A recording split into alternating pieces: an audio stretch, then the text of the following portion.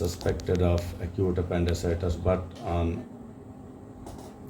pelvic ultrasound we see here, this is the uterus, this one is the uterus,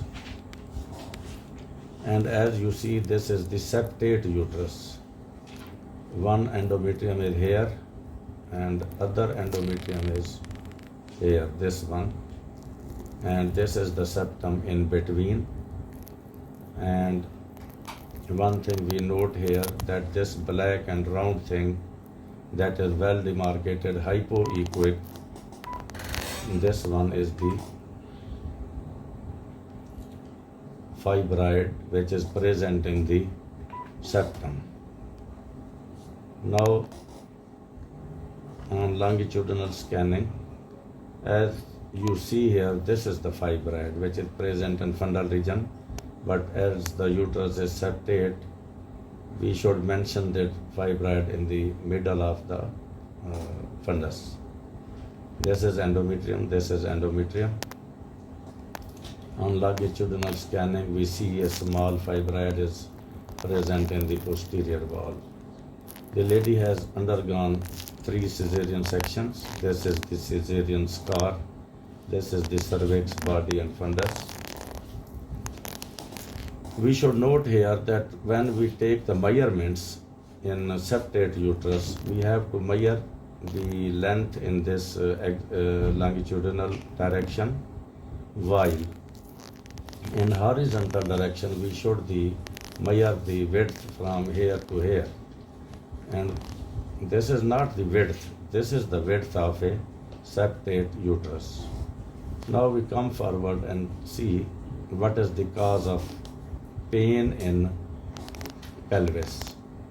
My dear, this is very important case, and all my colleagues should do the ultrasound very slowly with patience and for the betterment of the patient. As you see here, this is a tubular structure, tortuous.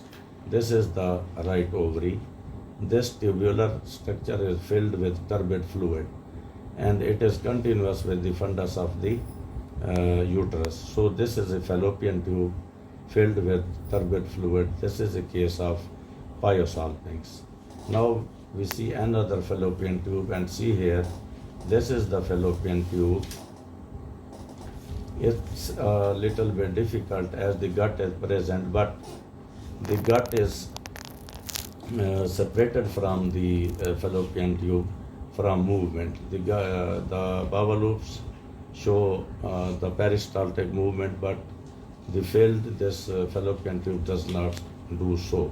So as you see here, it is very clear that this the distended fallopian tube filled with the turbid fluid, and the left ovary I could not visualize whether it has been removed during the surgery or not. Now we see all these findings with the high frequency probe. Sure. Now you see here, my dear, this is the high frequency probe, and this is the fallopian tube. We follow it and see this is a blind ending due to inflammation. The fimbrial end is blocked.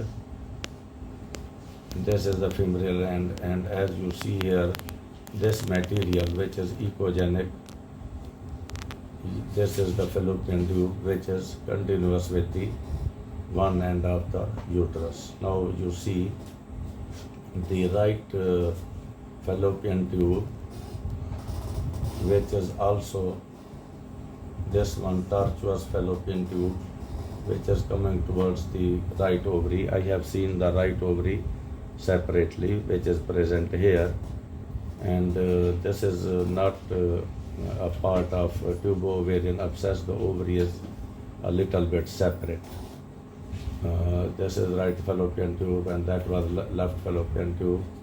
And as you see here, this is the septate uterus, one endometrium here, one endometrium here. This is the septum, and this fibroid is present in the septum.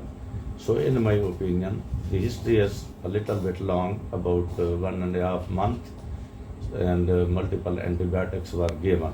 So this is a resolving case of pelvic inflammatory disease. The uterine cavity is okay, the endometrium is triple layered, but the fallopian tubes are still filled with turbid fluid, that is pus. So this is bilateral pyosalpinx, a sequel of the pelvic inflammatory disease. Thank you for watching the pelvic inflammatory disease. Islam Zindabad, Pakistan Zindabad.